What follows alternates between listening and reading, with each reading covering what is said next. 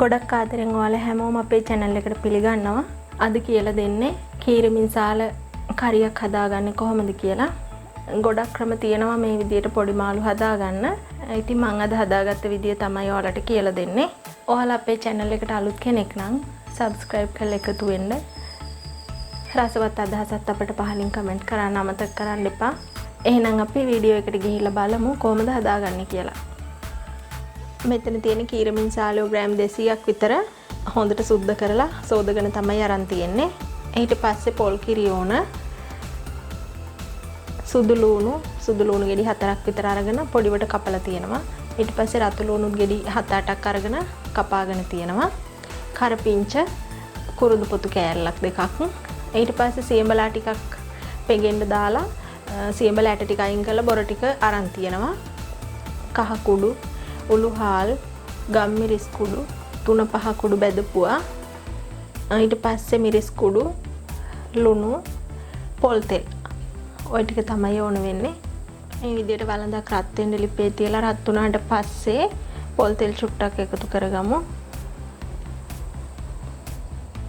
පොල් තෙල් ටික හොඳට රත් වුණාම අපි මේ කපාගත්ත දේවල් ටික කරපිංච ටික කුරුළු පොතු කෑල්ල දාගමු. තේර කෑල්ලක් සම්ප කෑල්ලක් ඔයාලට දාගන්න පුළුවන් නම් ඒත් කමක් නැහැ දාගන්න.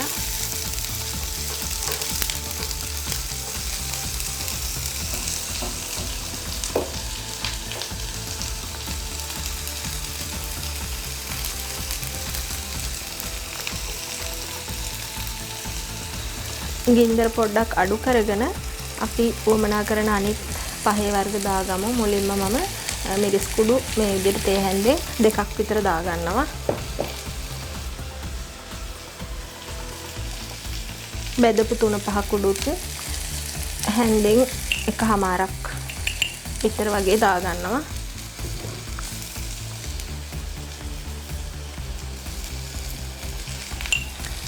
ඊට පස්සේ ගම්මිරිස් තේ හැන්දක් එකතු කරා. උළුහාල් තේ හැඳි කාලක් භාගයක් විතර එකතු කරනවා. කහ කුඩු තේ හැඳි භාගයක් එකතු කරා.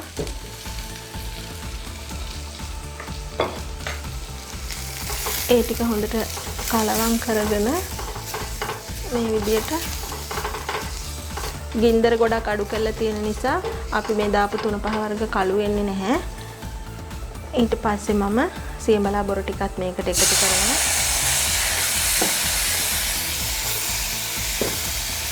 දැන් අපි සුද්ධ කරගත්ත කීරි මින්සාලෝ ටික ඔය විදිහට එකතු කරනවා.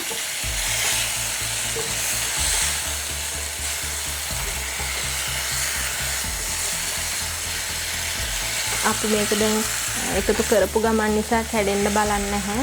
හැබැයි තව චුට්ටකින් නම් මේ වැඩේ මේ විදිහට කරන්න අමාරුයි.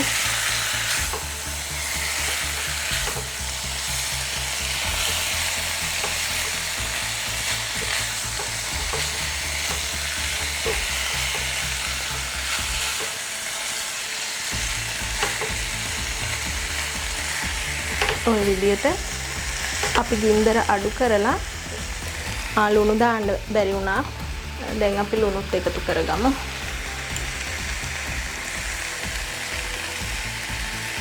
මම ලුණු තේ හැඳි එකමාරක් විතර එකතු කරා.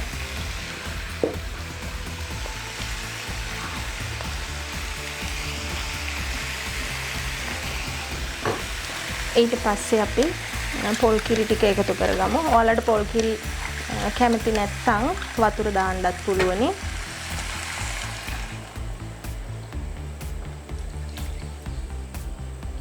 හොදි වමනා ප්‍රමාණයේ තරමට පොල් කිරි එකතු කරගන්න.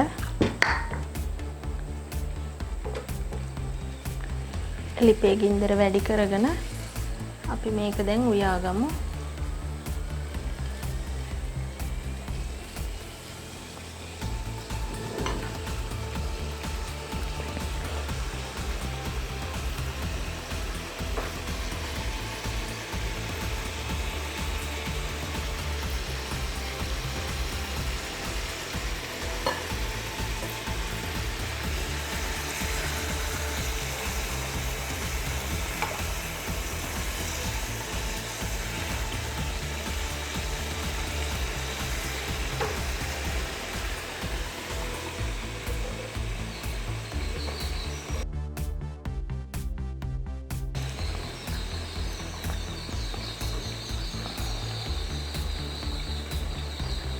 මේ විදියට කිරි ටික නටාගෙන වගේ එද්දී මේක අරගෙන උයන්නත් පුළුවනි.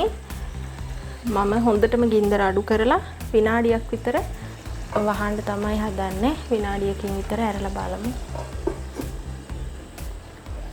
ඇරලා බලමු අපි. මේ මාළුයි දෙන්න ගොඩක් වෙලා යන්නේ නැහැ.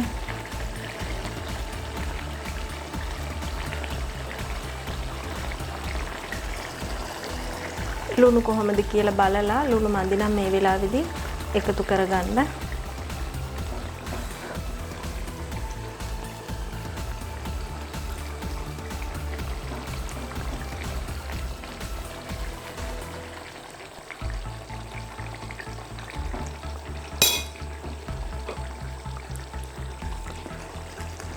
මේ විදියට විනාඩියක් විතර අඩු ගින්දරේ තියාගෙන අපි ලිප ඕෆ් කරගමු.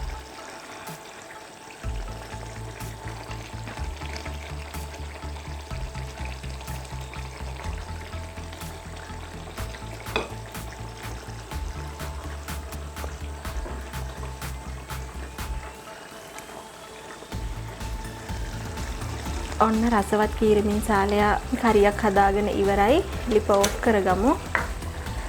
මේ වගේම තවත් අලුත් වීඩියෝ එකකින් එහෙනම් ආයෙ හම්බ වෙමු.